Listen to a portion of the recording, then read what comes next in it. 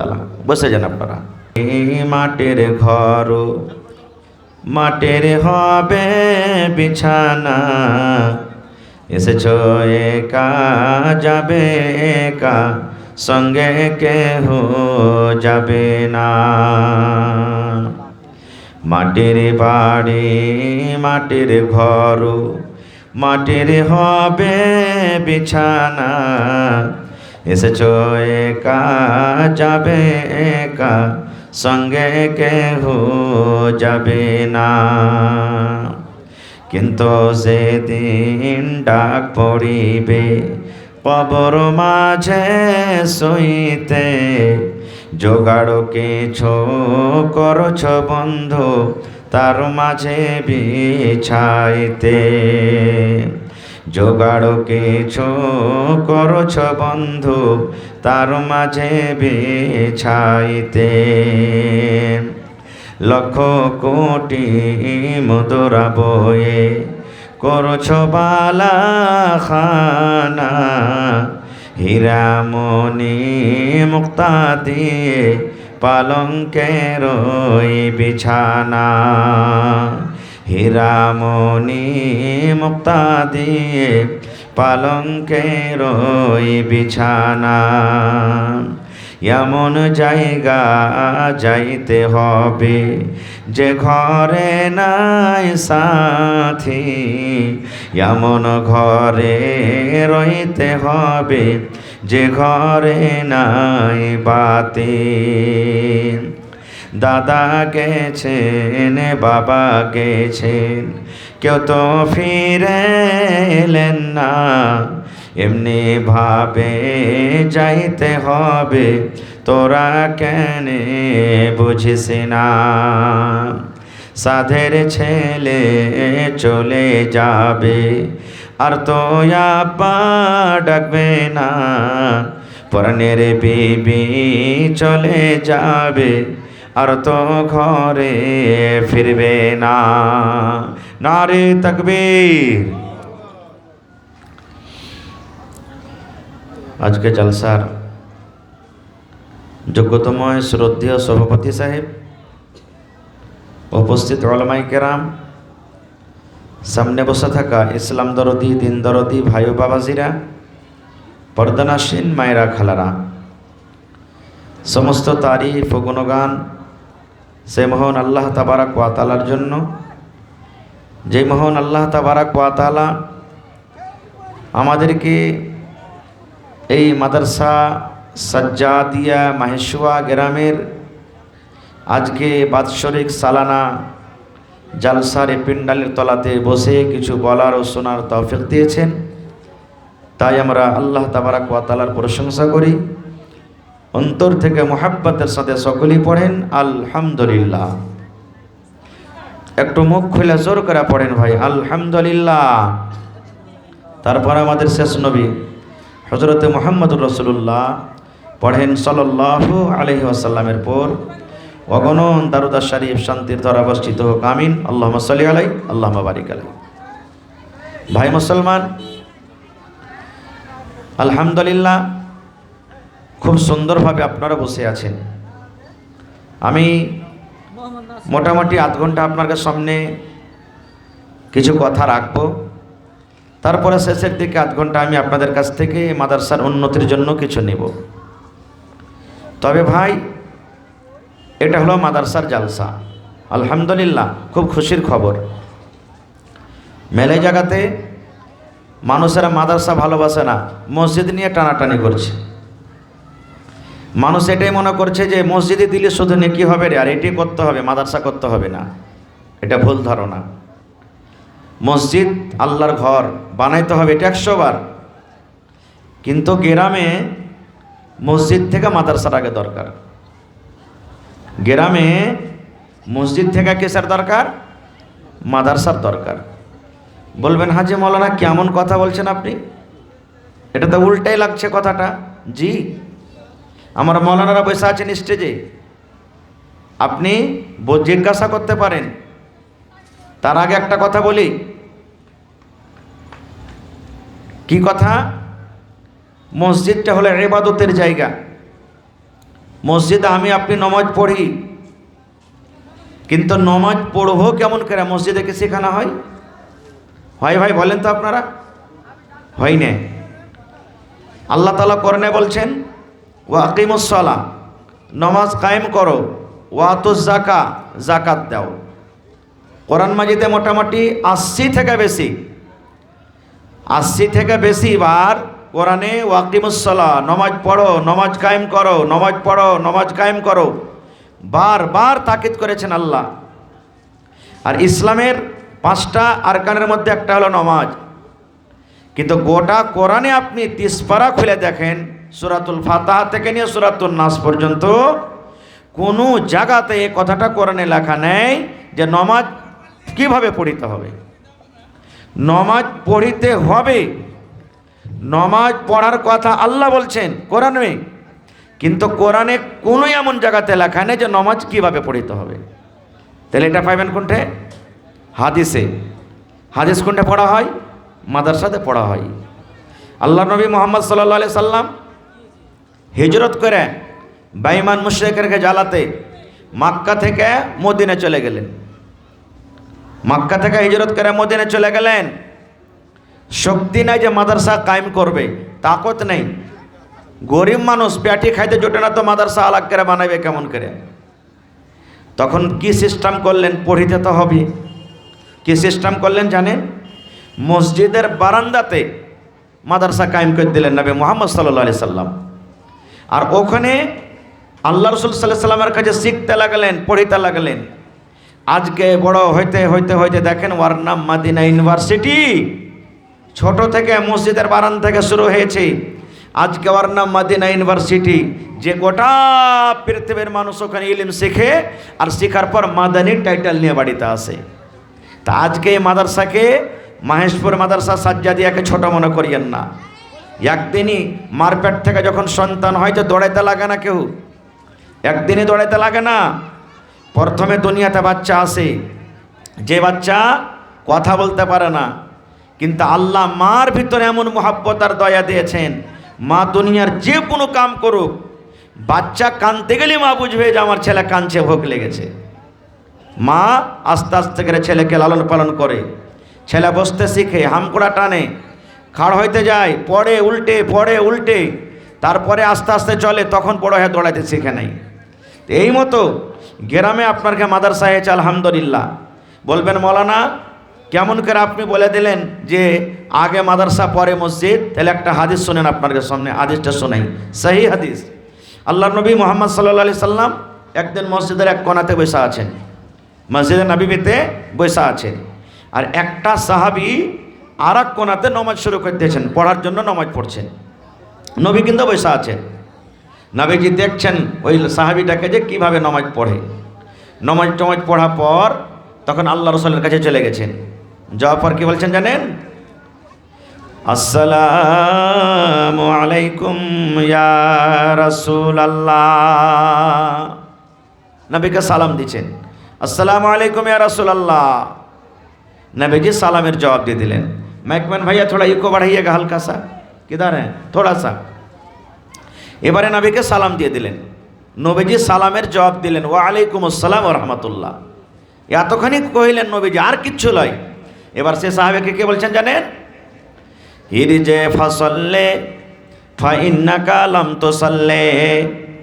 এ আমার সাহাবে, তুমি নামাজ পড়ো রে বাবা, যাও তুমি নামাজ পড়ো। ইরজে ফাসাল্লে, তুমি নামাজ পড়ো। ফা ইন্নাকা লাম তুসাল্লি, তুমি নামাজ পড়নি। আপনারা বলেন, নবী নিজের চোখে দেখলেন সাহাবীকে নামাজ পড়ছেন, আর নামাজের পর নবীকে সালাম করলেন। নবীজি দেখলেন ওকে নামাজ পড়তে। এবার নবীজি সালামের জবাবটা দিয়ে বলছেন কি, তুমি নামাজ পড়ো, নামাজ পড়নি। নবীজি এ কথা বললেন না যে তুমি নামাজ পড়ো, তোমার নামাজ পড়া হয়নি। নামাজ পড়নি আর নামাজ পড়া হয়নি পার্থক্য আছে না নেই? হানা বলেন ভাই, আছে না নেই? একটা কাম করনি আর কাম করা হয়নি। সাইকেল চালাইতে জানো না আর সাইকেল চালাওনি, পার্থক্য আছে না নেই? একটা হলো তুমি খাওনি তুমি খাওনি আর তুমি খাইতে জানোনি, পার্থক্য আছে না নেই? নবীজি তো বলতে পারতেন সাহাবীকে, বাবারে তুমি নামাজ পড়ো, তোমার নামাজ পড়া হয়নি। কিন্তু নবী এটা বললেন না, কি বলছেন? ইরজে ফাসল্লে ফাইন্না কালাম তো সাল্লে, হে আমার সাহাবী তুমি নামাজ পড়ো, নামাজ তুমি পড়োনি। নবীর কথা শুনে আবার নামাজ পড়িতে লাগলেন, দ্বিতীয়বার নামাজ পড়তে শুরু করে দিয়েছেন। নামাজ যখন পড়া হয়ে গেল, নবীর কাছে আবার এসে বলছেন আসসালামু আলাইকুম ইয়া রাসূলুল্লাহ। দ্বিতীয়বার নবী আমার আবার তাকে উত্তর দিচ্ছেন, এরে আল্লাহর বান্দা তুমি নামাজ পড়ো, তোমার নামাজ তুমি নামাজ পড়নি। আবার নবীজি বলছেন তুমি নামাজ পড়ো, তুমি নামাজ পড়নি। আবার সে সাহাবী চলে গেলেন, আবার নামাজ পড়িতে লাগলেন। নবী আমার দেখছেন আমার সাহাবী কিভাবে নামাজ পড়ে। তৃতীয়বার আবার নামাজ পড়লেন। নামাজ পড়ার পর নবীকে এসে বলছেন আসসালামু আলাইকুম ইয়া রাসূলুল্লাহ। নবীজি আমার জবাব দিয়ে দিলেন ওয়ালাইকুম আসসালাম ওয়া রাহমাতুল্লাহ। এবার নবীজি আবার বলছেন ইরজা ফাসাল্লে ফাইন্না কালাম তুসাল্লে, হে আমার সাহাবী তুমি নামাজ পড়ো, তুমি নামাজ পড়নি।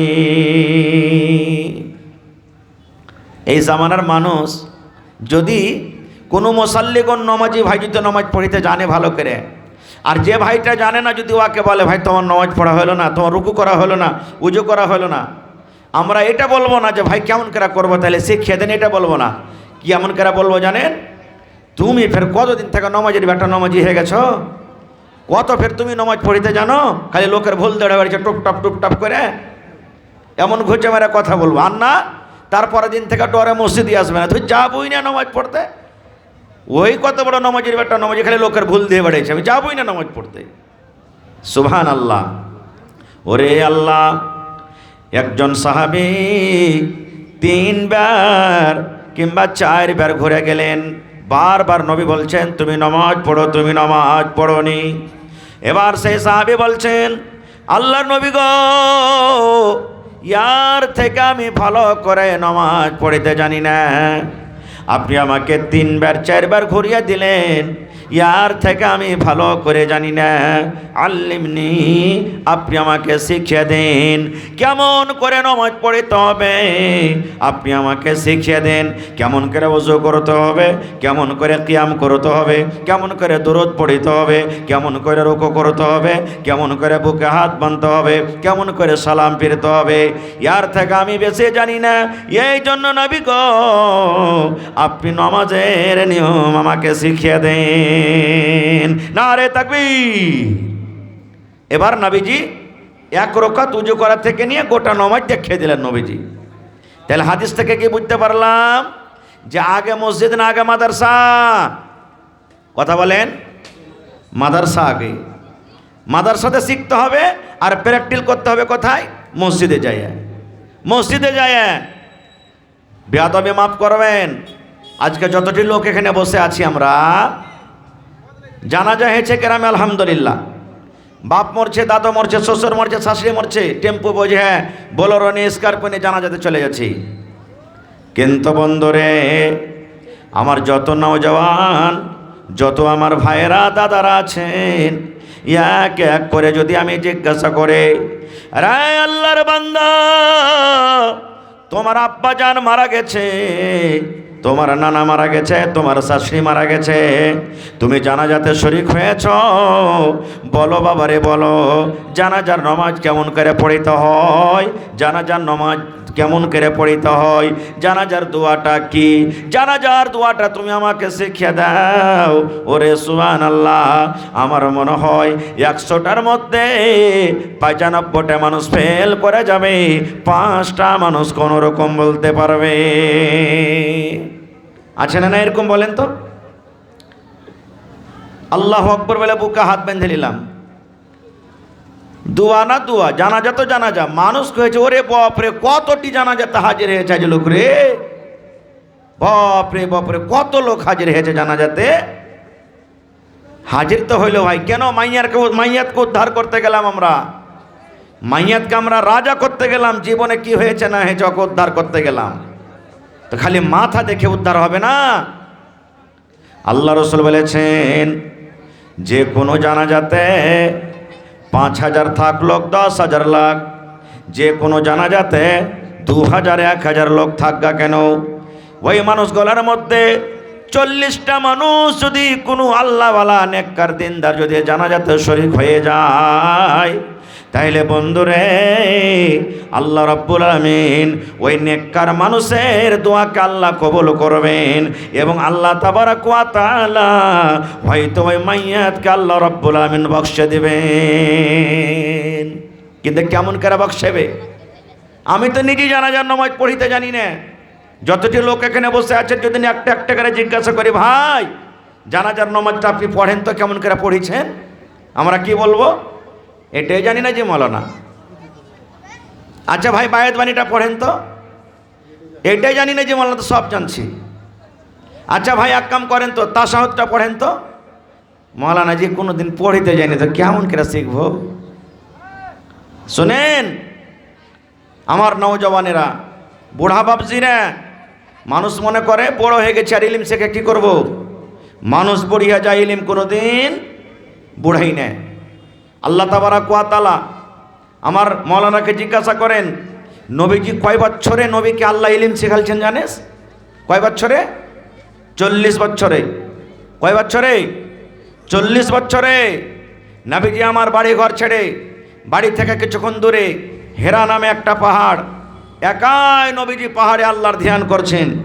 যেদিন নবীর বয়স 40 বছরকার, আল্লাহ জিবরিল ফেরেশতাকে বলছেন, জিবরিল মক্কার ওই জমিনে হেরা গুহাতে যাও, ওখানে আমার একজন বান্দা যার নাম মুহাম্মদ বসে আছে, পাক পবিত্র কোরআন থেকে সর্বপ্রথম সূরাতুল আলাক থেকে 5খানা আয়াত তাকে শিখিয়ে দাও। নবীজি জিবরিল ফেরেশতাকে জীবনে কোনোদিন দেখেনি, কোনোদিন দেখেনি। এবার জিবরিল ফেরেশতা নবীর কাছে চলে গেছেন।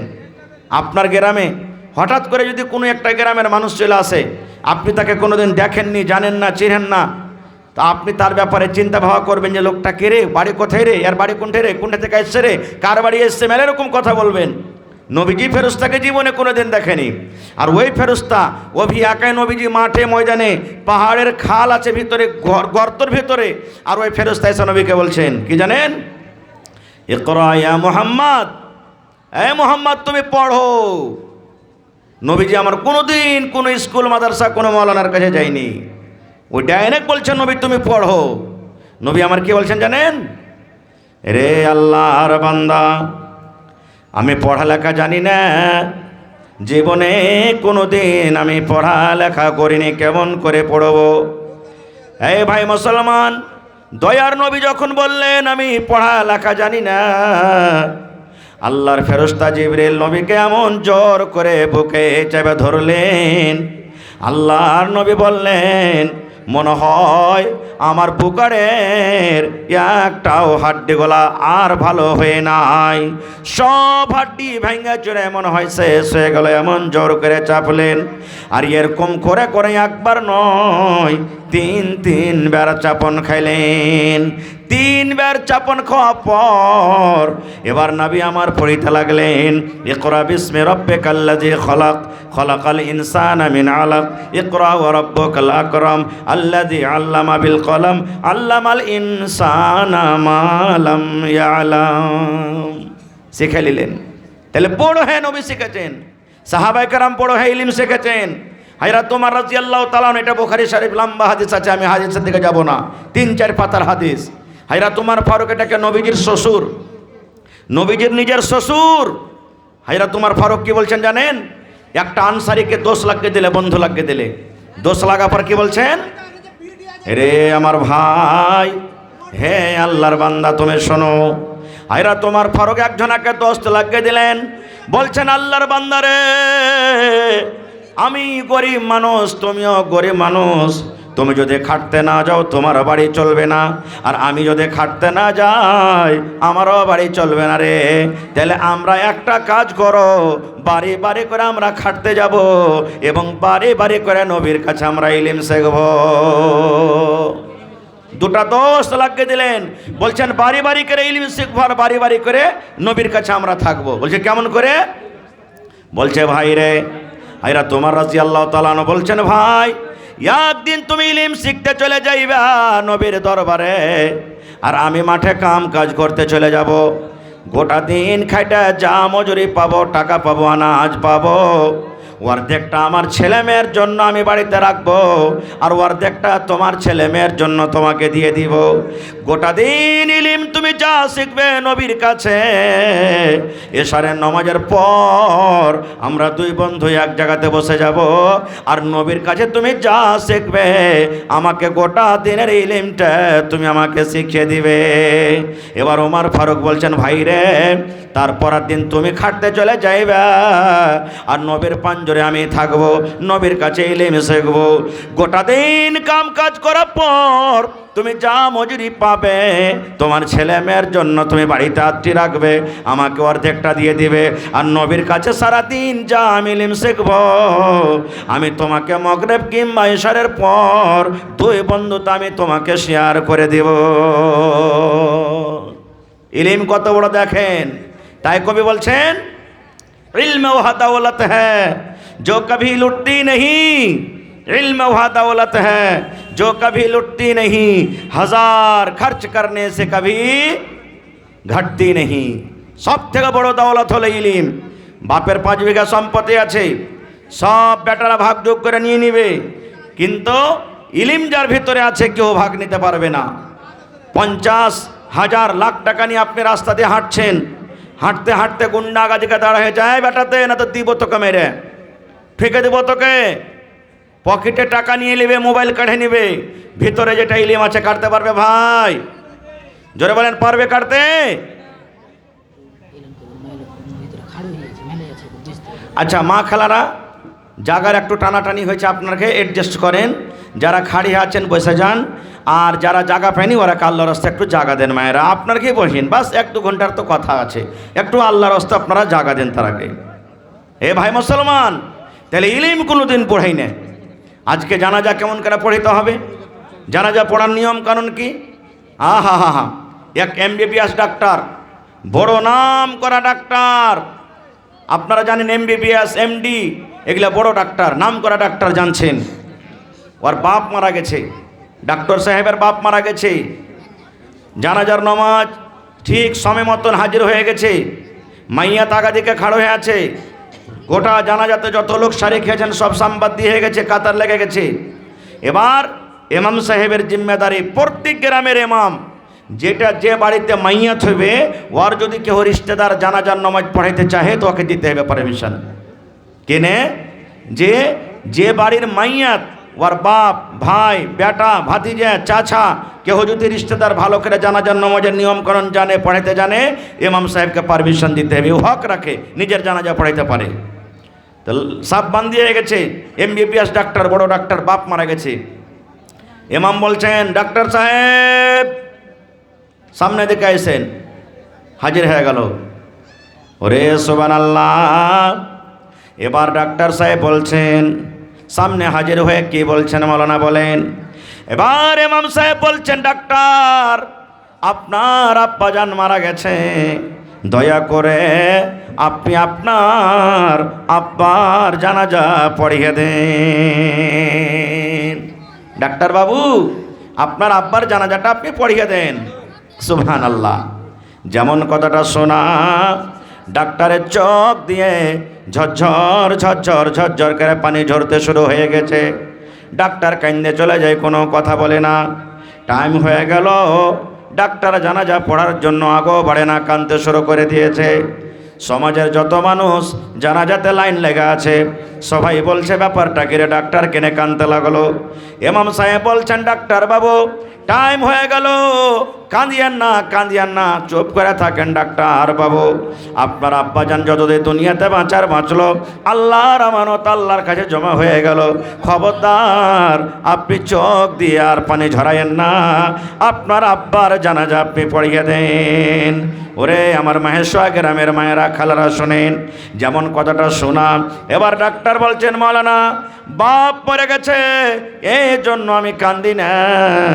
আমার বাপের বয়স হয়ে গেছে 80-90 বছর বয়স হয়ে গেছে। যতদিন আল্লাহ আমার আব্বাজানকে হায়াত দিয়েছেন, আমার আব্বাজান দুনিয়াতে বাঁচলো। আল্লাহর আমানত আল্লাহর কাছে জমা হয়ে গেল, আমি আব্বার জন্য কান্দি না। মৌলানা বলছেন, ইমাম সাহেব বলছেন, ও ডাক্তার বাবু আব্বার জন্য কান্দেন না, তবে কেন কান্দেন? এবার ডাক্তার বলছেন, মৌলানা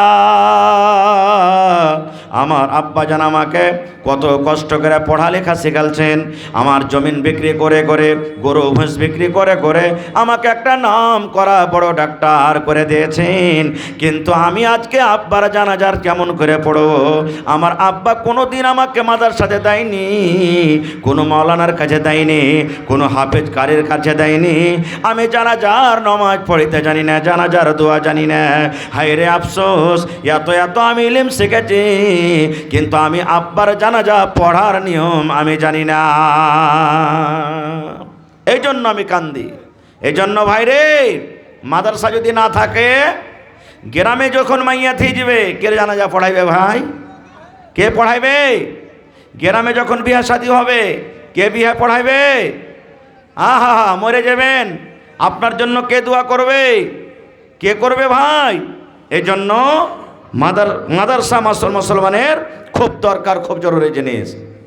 মাদ্রাসা করতে গেলে সব রকম ভালো মন্দ আপনি জানতে পারবেন। কেমন ভালো মন্দ জানতে? সুবহানাল্লাহ। এই আমার ভাইয়েরা শুনেন, আল্লাহ রাব্বুল আমিন কোরআন মাজিদের ভিতরে বলছেন, ইয়া আইয়ুহাল্লাযীনা আমানু, হে ঈমানদার বান্দা বান্দিরে, কু আনফুসাকুম, তুমি বাঁচো, ওয়া আহলিকুম, এবং তোমার আহালকে বাঁচাও, নারা, জাহান্নামের আগুন থেকে বাঁচিয়ে নাও। আল্লাহ তাবারাক ওয়া তাআলা ইমানদার বান্দাবান্দিকে কত ভালোবাসছেন, ওরে সুবহানাল্লাহ। ইমানদার বান্দাবান্দি যেন জাহান্নামের আগুনে না পড়ে, এই জন্য আল্লাহ তাবারাক ওয়া তাআলা ইমানদার বান্দাবান্দিকে ডাক দিচ্ছেন, হে ইমানদার বান্দাবান্দি, তুমি এবং তোমার পরিবারকে, বেটাকে, বেটিকে, মাকে, বিবিকে কি থেকে বাঁচাও? জাহান্নামের আগুন থেকে বাঁচাও। জাহান্নামের আগুন থেকে কেমন করে বাঁচতে হবে ভাই? মেলায় লম্বা কথা আছে, আমি ওদিকে যাব না। তার আগে একটা কথা বলি, প্রত্যেক মানুষকে বিয়া করার সময় থেকে নিয়ে আপনাকে খুব হুঁশিয়ার আর বুদ্ধিজীবীভাবে বিয়া করতে হবে। বলবেন কেমন করে? প্রথমে যখন বিবাহ শাদী করবেন, টাকার আপনাকে লোভ করতে হবে না, টাকা চাইতে হবে না। আল্লাহ যে শরীর বডিটা দিয়েছে পরের বাপের হাতে বিক্রি হইতে হবে না। আল্লাহ তাআলা আপনাকে হাত পা দিয়েছে, খেটে খেটে খাইতে হবে। আর স্ত্রী নেককার দিনদার নিতে হবে আপনাকে, ভালো সলেহা জায়েদা হাফেজা, এরকম নেককার স্ত্রী আপনাকে বাড়িতে নিয়ে আসতে হবে। নেককার স্ত্রী নিয়ে আসার পর যখন বিবির কাছে আপনি যাবেন, সুবহানাল্লাহ, নবী বলেছেন যখন আপনার বাসর ঘর হবে, প্রথম যখন বিবির কাছে আপনি যাবেন, যেদিন আপনার মোলাকাত হবে, সেই দিন রাসূল বলেছেন তোমার স্ত্রী পালঙ্গে বসে থাকবে, তোমার স্ত্রী খাটে বসে থাকবে, তুমি সালাম দিয়ে ঘরে ঢোকো, আর ঢোকা পর তোমার স্ত্রীর কপালের ওপরে যে চুল আছে, ওই চুল কাটা তুমি 2-4টা চুল ধরো, ধরা পর তখন এই দোয়াটা পড়ো। কি দোয়া?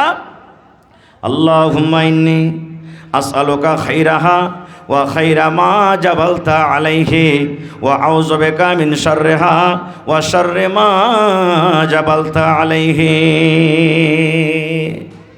এই দোয়াটা পড়িতে হবে। বলবে হ্যাঁ যে মৌলানা, যে আমরা যে পড়িনি, জানি না, তা পড়বো কেমন করে? এই জন্য তো মাদ্রাসা দরকার। এবার দোয়াটা শিখে নিলেন আপনি। এবার নবী বলেছেন তোমার স্ত্রীর সাথে যা গল্প স্বল্প আছে তুমি করো, তোমার স্ত্রীর সাথে যখন মিলন তুমি করবে, মিলন করার আগে তোমাকে একটা দোয়া পড়িতে হবে রে উম্মত। দোয়াটা কি? বিসমিল্লাহি আল্লাহুম্মা জান্নিবিনাশ শাইতান ওয়া জান্নিবিশ শাইতানা মা রাযাকতানা। এই দোয়াটা পড়ে আপনি হামবেস্তারি করবেন। এবার বলবেন মাওলানা জি দোয়া জানি না, জীবনে কোনোদিন দোয়াটা পড়িনি যে মৌলানা জানি না, তাহলে এতে কি গুনাহ হবে, এতে কি নোকসান হবে? এরে আমার ভাই, আমার হাদিস নয়, আমার কথা নয়, আল্লাহর নবীর কথা, আল্লাহর নবীর হাদিস আপনার সামনে বয়ান করে দয়ার নবী বলেছেন, যদি কোনো আল্লাহর বান্দা, যদি কোনো আল্লাহর বান্দি বিনা দোয়াতে যদি বিবির সাথে মিলন করে নেয়, তাহলে নবী বলেছেন যতবার নিজের বিবির সাথে মিলন করবে বিনা দোয়াতে, অতবার তার সাথে সাথে তার বিবির কাছে শয়তান চলে যাবে। সুবহানাল্লাহ। তাহলে এই তালিকায় দোয়া কোথায় শিখবেন? মাদ্রাসার দরকার হয়ে গেল, মাদ্রাসাতে শিখতে হবে। বান্ধরে আমার, শুধু তা নয়, দুনিয়াতে যত নবী যত রসুল এসেছেন, প্রত্যেক নবী আল্লাহর দরবারে দোয়া করেছেন, নিজের সন্তানের জন্য, নিজের আওলাদের জন্য দোয়া করেছেন। যেমন একটা উদাহরণ আপনারাকে দিই, ইব্রাহিম নবীর বয়স ৮০-৮৫ বছর হয়ে গেল, একটাও সন্তান হয় না, মাথার চুল পেকে গেল, ওরে আল্লাহ শরীর কমজোর হয়ে গেল। আল্লাহ রাব্বুল আমিনের রহমত থেকে কোনোদিন নিরাশ হয়ে যায়নি। আল্লাহ রে আল্লাহ, আজকে যদি আমাদের কোনো ভাইয়ের 10 বছর বিয়ে হওয়া হয়ে গেল, 15 বছর বিয়ে হওয়া হয়ে গেল, সন্তান হয় না, মা ঘুঁচা মেরে মেরে বলে, কোন কোটাঙ্গি ঘরের বউ এনেছে রে, আমাকে পদা দেখাতে পারলে না। স্বামীটা গেল দিয়া বলে, কোন ঘরের স্ত্রী আমি এনেছি রে, আমি মনে হয় বেটা বেটির মুখ দেখতে পাবো না। যা জ্যাঠানিরা ঝগড়া করে, তোর পেট থেকে কোনোদিন ছেলে হবে না রে মাগি, তুই কোনোদিন ছেলের মুখ দেখতে পাবি না। ওই মা ওই ভাইয়েরা কি করবে, চলে যাবে কোনো মেলাতে, কোনো মূর্তির সামনে টাকা দিয়ে দিবে, পীর বাবার কাছে চলে যাবে, দরগাতে চলে যাবে, আর বলবে, পীর বাবা যা তোমাকে লেনা আছে তুমি নিয়ে নাও, কিন্তু দয়া করে তুমি আমাকে একটা সন্তান দিয়ে দাও। আমরা 10 বছর 15 বছরে আমরা হেরে যাই, আর আল্লাহ রাব্বুল আমিন রাস্তাকে ছেড়ে অন্য রাস্তাতে আমরা চলে যাই। কিন্তু এই ভাই মুসলমান শুনেন, হযরত ইব্রাহিম নবী ৮০-৮৫ বছর বয়স হয়ে গেল, সন্তান কিন্তু একদিনও হয় না, একটাও সন্তান হয়নি। এবার আল্লাহ রাব্বুল আমিনের দরবারে দোয়া করেছেন, রব্বে হাবলি মিনাস সালিহিন। ৮০-৮৫ বছর বয়সে ইব্রাহিম নবী দোয়া করছেন, এই আল্লাহ, আমার এত বয়স হয়ে গেল, আমার মরার পর আল্লাহ আমার কে বাড়ির ওয়ারিস হবে, আমার জমি জায়গার মালিক কে হবে? এই জন্য আল্লাহ তোমার দরবারে আমি দোয়া করি, তুমি আমাকে এই বুড়াতে কালে একটা সন্তান দাও আল্লাহ। আর সন্তান দিবে কেমন সন্তান দাও? মিনাস সালিহিন, আল্লাহ নেককার সন্তান তুমি আমাকে দান করো। এটা নয় আল্লাহ ৮০ বছর বয়স হয়েছে, সন্তান হয়নি, আল্লাহ যদি ঠোঁট মোটা হয় তাও চলবে, লাগ বড় হয় তাও চলবে, কালো হয় তাও চলবে, দাঁত ভাঙ্গা হয় তা চলবে, কানা হয় তা চলবে, হাত ভাঙ্গা হয় তা চলবে, পা ভাঙ্গা হয় তা চলবে, এরকম দোয়া করলেন না। আল্লাহর দরবারে ইব্রাহিম নবী বলছেন, রব্বে হাবলি মিনাস সালিহিন। এই জন্য আপনাকে দোয়া পড়িতে হবে, সন্তানের জন্য দোয়া পড়িতে হবে। সন্তান যদি আল্লাহ তাবারাক ওয়া তাআলা আপনাকে দান করলেন, এবার ওই সন্তান যখন দুনিয়াতে আসবে কি করতে হবে? নবী বলেছেন, যখন তোমার বেটা বেটির বয়স 7 দিন কের হয়ে যাবে, তখন সুন্দর করে তুমি একটা আকিকা করো। বেটা ছেলে যদি হয়, 2টা বকরি তোমাকে কিংবা বকরা জবাই করতে হবে। 2টাই খাসি দেন তাও চলবে, 2টাই পাঁঠি দেন তাও চলবে, একটা খাসি একটা পাঁঠি দেন তাও চলবে। দয়ার নবী বলেছেন 7 দিনের দিন তোমাকে আকিকা করতে হবে। বেটা ছেলে হলে 2টা জানোয়ার, আর বেটি ছেলে হলে একটা জানোয়ার জবাই করতে হবে। মেলায় মানুষ বলে, হাজি মৌলানা 5টা ছাইলা পিলা হয়ে গেছে, আগে ওয়ারকে দিতে পারেনি, এখন লয়া হালে হইল, ইয়ারকে কি করবো, ওয়ার দিনে আর কি হবে? মেলায় মানুষ করবে, একটা গরু কিনে নিয়ে এসে সবটিকে দিলে একবারে সবের নামে এক এক ভাগ করে। প্রথম নম্বর, গরুর আকিকা হবে না ভাই, গরুর কুরবানি হবে, গরুর আকিকা দিতে হবে না খুব। দ্বিতীয় নম্বর, যেগুলো গুজরে গেছে পারেননি দেননি কোনো কথা নাই, কিন্তু যেটা সামনে হেঁচে 7 দিনকে দিন আকিকা করতে হবে। বেটি ছেলে হলে একটা ছাগল বকরি জবাই করতে হবে, আর বেটা ছেলে যদি হয় 2টা। ভালো নাম থুইতে হবে। আমরা কেমন নাম থুছি জানেন? এই যে মোবাইলে দেখছি, কার নাম রিঙ্কি, কার নাম পিঙ্কি, কার নাম চিঙ্কু, কার নাম পিঙ্কু, কার নাম ঝাটনি, কার নাম কলোনি, কার নাম তুফানি। এই নাম। রাখি কি রাখি না ভাই? যেই সালে সব আপনারা জানছেন সাদ্দাম হোসেনকে যখন ফাঁসি দেওয়া হয়, যত মানুষ সেই বছরে পয়দা হয়েছে সব সাদ্দাম। একটা যখন ফিল্ম আসে এলাকাতে, বেদের মেয়ে জ্যোৎস্না, খুব দেখেছেন আপনারা, ওই সালে যত বেটি ছেলে পয়দা হয়েছে বেশিরভাগ ওর নাম জ্যোৎস্না। কিন্তু আমরা জানি না যে জ্যোৎস্না নামটা রাখা কেমন, নাম না নাম। একটা ঘটনা বলছি, রাসূল বলেছেন নাম ভালো রাখো, কিয়ামতের দিন তোমার নাম তোমার বাবার নাম ধরে আল্লাহ কিয়ামতের দিন ডাকবে, ডাকতে হবে তোমাকে। এজন্য দুনিয়াতে ভালো নাম রাখো। আমরা পড়ালেখালায় বলে কি বলে জানেন, কাহারির নাম যদি আব্দুর রহমান থাকে তা আমরা কি বলবো, রহমান ভাই বার্তা আছিস। রহমান কার নাম বলেন তো আপনারা? রহমান কার নাম? আলহামদুলিল্লাহি রাব্বিল আলামিন আর রহমানির রহিম। রহমান কার নাম? আল্লাহ। তা আপনি মানুষকে এখানে রহমানকে ডাকছেন, ভুল হলো না? হলো না? সাত্তার কার নাম? আল্লাহর নাম। আর আমরা কাহারির নাম যদি আব্দুল সাত্তার থাকে তো কি বলবো? সাহিত্যেরা কোন গেছে ভাই? সাহিত্যেরা কোন গেছে? দেখেন কত মুখ ঘুষিলা করে আমরা ডাকছি। আব্দুল সাত্তার বলে ডাকতে হবে। আল্লাহর এটা হলো সাত্তারের বান্দা, আব্দুর রহমান রহমানের বান্দা, আব্দুল হক হকের বান্দা, এরকমভাবে আপনাকে নাম ভালো করে ডাকতে হবে। কিন্তু আমরা মানে জানি না তো, মোহাম্মদ রহমান, মোহাম্মদ রাহিম, এই যে নাম ভুল হয়ে গেল। মোহাম্মদ কেন লাগিয়ে দিলেন আপনি? এনে আব্দুর রহমান, আব্দুর রহিম, আব্দুল সাত্তার, আব্দুল জব্বার, আব্দুল খালেক ওগেরা ওগেরা এগুলো লাগাইতে হবে। আমরা বুঝি না। কত মা খালাতে এমন আছে গান গান্না করতে যায়, দেখবেন তোমার নাম কি, কইছে হার নাম মোহাম্মদ সাইফুন খাতুন। মোহাম্মদ সাইফুন খাতুন মানে ও জানে না যে আমি বেটি ছেলে, তাকে মোহাম্মদ লাগবে না, তো মোহাম্মদ গোড়াতে লাগিয়ে বেসা আছে। হ্যাঁ, কত বেটা ছেলে এমন আছে সোজা সাপটা, তোমার নাম কি, জামশেদ খাতুন আমার নাম। ও বুঝে না যে খাতুন আমাকে লাগাইতে হবে না, লাগিয়ে দিলে। কিসের কমি ভাই? ইলিমের কমি। ইলিমের কমির কাছে এরকম করছি আমরা। একটা ঘটনা আপনাকে শোনাই, নাম কতখানি পুরো আসার পরে মানুষের কাছে। একটা লোক, সোজা মানুষ, জালসা শুনতে চলে গেছে। আর জালসা শুনতে যা মৌলানা ওয়াজ করেছেন, দেখেন ভাই ভালো নাম রাখবেন। ছেলেপিলা বাড়িতে হইতে গেলে ভালো নাম রাখবেন। আর যদি নিজে না পারেন তো কোনো মৌলানার কাছে জিজ্ঞাসা করবেন যে আমার একটা বেটা কি বেটি হয়েছে, একটা নামগালা ভালো করে ঢুঁড়ে দেন, ভালো নাম রাখবেন।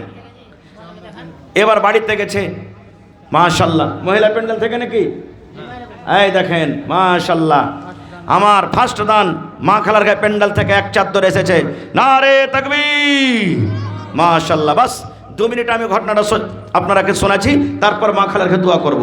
এটা ঢেলা দেন তো ফের যান, মা খালা দোয়া করছে ইনশাল্লাহ। তো মৌলানা ওয়াজ করেছেন ছেলে পিলা বাড়িতে হলে ভালো নাম রাখতে হবে।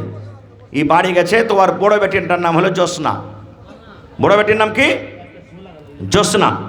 এবার তখন ওর স্ত্রীকে বলছে, আরে নিজের মনে জ্যোৎস্না নাম রেখেছি, ভালো মন্দ জানি না, এবার যখন ছেলেপিলা হবে তো কোনো মৌলানাকে জিজ্ঞাসা করে ছেলেপিলার নাম থবো। বলি ঠিক আছে। কিছুদিন পর ওর একটা বেটা হয়েছে বাড়িতে। বেটাটা যখন বাড়িতে জন্ম নিয়েছে তখন দৌড়াতে দৌড়াতে দৌড়াতে হার ইমাম সাহেবের কাছে চলে গেছেন, বা সাফিক ভাইয়ের কাছে চলে গেছেন, বা আরও কোনো মৌলানার কাছে চলে গেছেন। যে তখন বলছে, ইমাম সাহেব আমার বেটা হয়েছে, একটা নাম গালা ভালো কহেন তো। মৌলানারা নাম দেবেন তো ভালো নাম, আব্দুর রহমান, হ্যাঁ এটা নাম রাখা হবে না। কইছে কেনে জি, কইটা ভাতিজার নাম আছে। কইছে এক কাম করো ওবায়দুল্লাহ থে দাও। কইছে এটা থাওয়া হবে না। বলছে কেন? কইছে পড়োশির বেটার নাম আছে। তো কইছে আব্দুল খালেক থে দাও। হ্যাঁ এটা তো আমার শ্বশুরের নাম। মানে যেটাই নাম কইছে নাম্বার নিচ্ছে। আচ্ছা বলেন তো এরকম গ্রামে হইতে পারে না? পারে না? 2-3 টাকা একটা মানুষের নাম, মকে যেটাই নাম বলছে পছন্দ হয় না।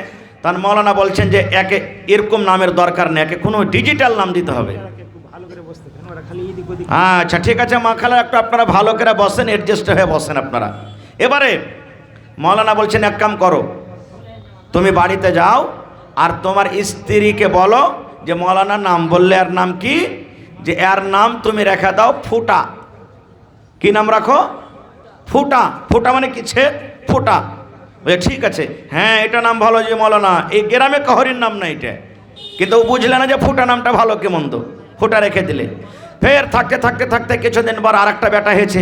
মৌলানার কাছে দৌড়াতে দৌড়াতে চলে গেছে, বলছে মৌলানা বড় বেটার নাম ফুটা দিয়েছেন, এরকমই একটা নামগুলা ঢুঁড়ে দেন। মৌলানা তো জানছে কোন নামের দরকার রাখে। তখন বলছে এক কাম করো, তোমার এটা বেটার নাম ছিঁড়ে রেখে দাও। কি? ছিঁড়ে ছিঁড়ে। বলছে ঠিক আছে, ভালো নাম, যাই কীটক গ্রামে কেহ নেই। ফের থাকতে থাকতে থাকতে কিছুদিন পর আর একটা বেটা হয়ে গেছে।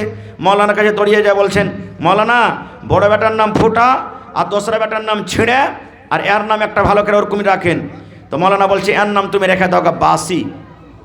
কি বাসি? বাসি। বলছে হ্যাঁ মৌলানা, এটাও কিন্তু গ্রামের নাম নেই। ফের থাকতে থাকতে থাকতে কিছুদিন পর আর একটা বেটা হয়ে গেছে, যা বলছে মৌলানা একটা ভালো নাম গলা ফের রেখে দেন। মৌলানা বলছেন এক কাম করো, এর নাম তুমি লেখা দাও লাঠি। কি রাখো? লাঠি। বড়টার নাম হলো কি ফুটা, 2 নম্বর বেটার নাম হলো কি ছিঁড়ে, 3 নম্বর বেটার নাম হলো কি বাসি, আর 3 নম্বর বেটার নাম হলো কি লাঠি। 4 নম্বর বেটার নাম লাঠি। বলছে ঠিক আছে। আস্তে আস্তে জ্যোৎস্না বড় হয়েছে, 16, 17, 18 বছর কর হয়েছে। এবার ওকে দেখতে আসবে, বিয়ে দিবে জ্যোৎস্নার বাপ। বেটারাকে বলছে শোন রে বেটা, শোন কুটুম বাড়িতে আসছে কাল, গড়বড় সড়বড় করবি না, 4টে বেটা আছিস। বেটা ফুটা শোন, যেমনি কুটুম আসবে তুই বদনাতে পানি দিবি। বেটা ছেড়ে শোন, কুটুম যেমনি আসবে তুই বিছান লাগিয়ে দিবি। বেটা বাসি শোন, যেমনি খানা আসবে তুই তাড়াতাড়ি করে নাস্তা খানার অর্ডার করবি। মানে সবকে আলাদা আলাদা জুটিয়ে দিলে। আপনারা আমরা করছি কি করি না? আজ জালসা করছেন, ভলান্টিয়ার ভাইরাকে সব জিম্মেদারি দিয়েছেন। দেখ তুই রাস্তায় থাকবি, তুই মায়ের লোকের প্যান্ডেলে থাকবি, তুই এখানে থাকবি, জিম্মেদারি দিয়েছেন না দেননি?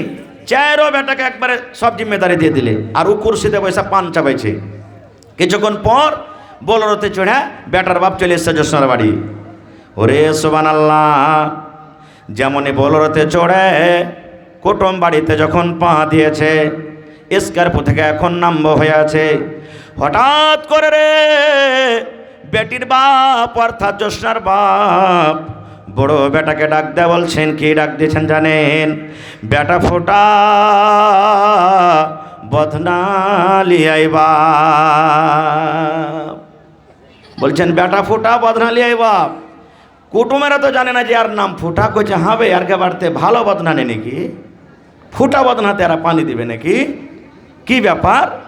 খারজা হলো হলো। 2 নম্বর বেটাকে ডাক দেয়া। বলছেন বেটা ছিঁড়া রে, কুটুম চলে আসে বাড়িতে, এই জন্য বেটা ছিঁড়া তাড়াতাড়ি কেড়ে বিছানা আন।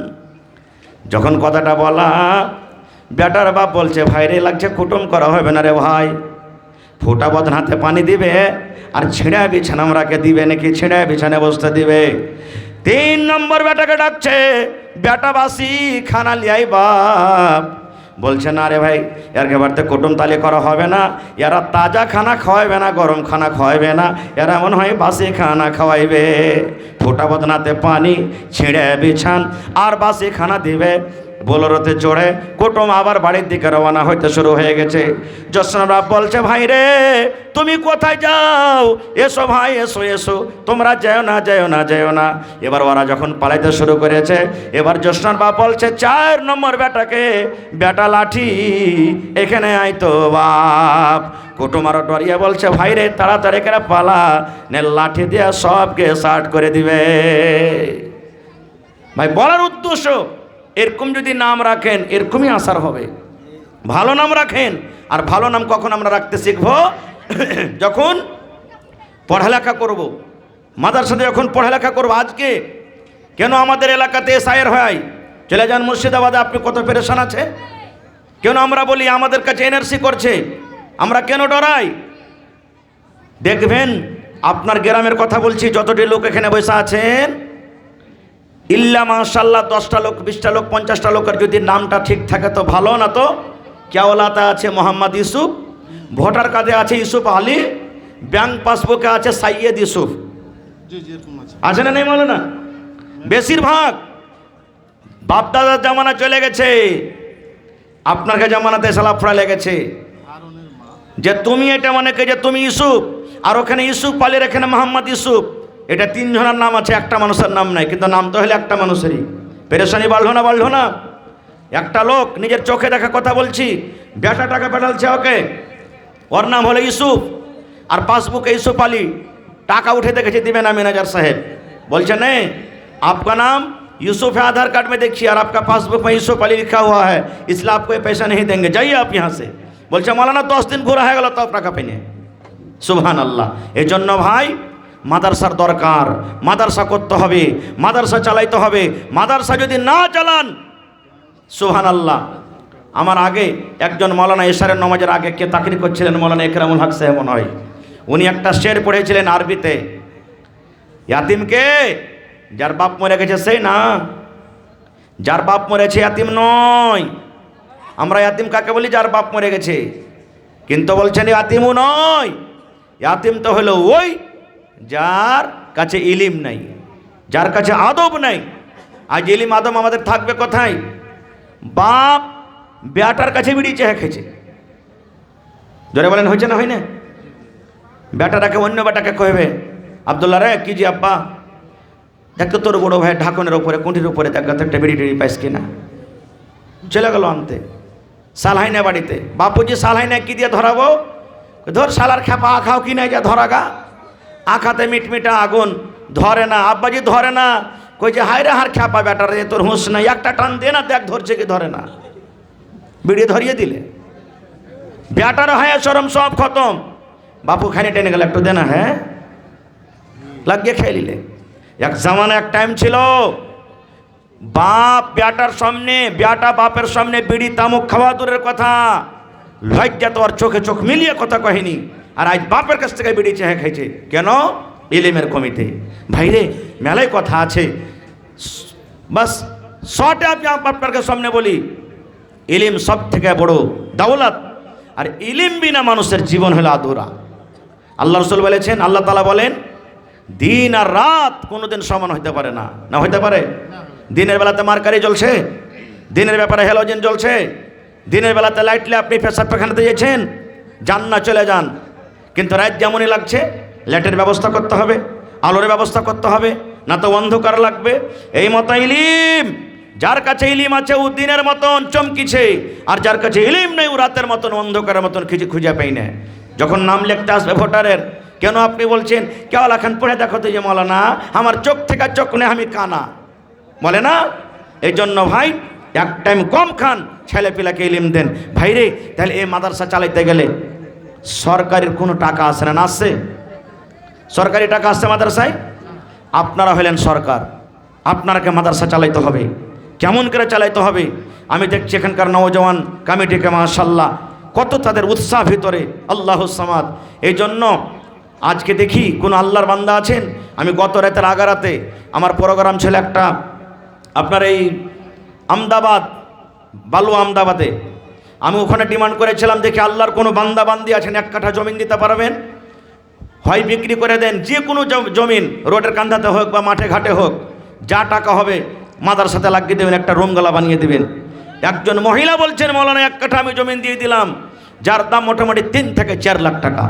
আছেন আমার শোভাগঞ্জ, হরদা, পীরগঞ্জ, মহেশ্বর, রায়বন্যা এলাকার কোনো মানুষ 1 কাঠা 1 কাঠা জমিন দান করতে পারবেন? মরে গেলে ছেলে পেলেরা সব ভাগ করে নেবে, আপনার জন্য কি করবে না করবে আল্লাহ ছাড়া কেউ জানে না। আছেন 1 কাঠা মানে 1 ডিসমিল, 2 ডিসমিল, 1 কাঠা 2 কাঠা দিনেওয়ালা জমিন কেউ? মৌলানা আমি 1 কাঠা জমিন দান করলাম। মায়ের জন্য, আব্বার জন্য বা নিজের জন্য 50,000 টাকা দেনেওয়ালা কেউ আছেন? 25,000 টাকা দেনেওয়ালা কেউ আছেন? 10,000 টাকা দেনেওয়ালা কেউ আছেন? মাশাআল্লাহ, সর্বপ্রথম দান আমার মা খালার তরফ থেকে 1 চাদর দান এসেছে এবং একটা সোনার লাখেরও চলে এসেছে। কে দিয়েছে মৌলানা? হারুনের মা। আহা হা হা, দেখেন হারুনের মা, 2টা আছে, এই দেখেন 2টা, মাশাআল্লাহ। রব্বানা যালামনা আনফুসানা ওয়া ইল্লাম তাগফির লানা ওয়া তারহামনা লানাকুনান্না মিনাল খাসিরিন।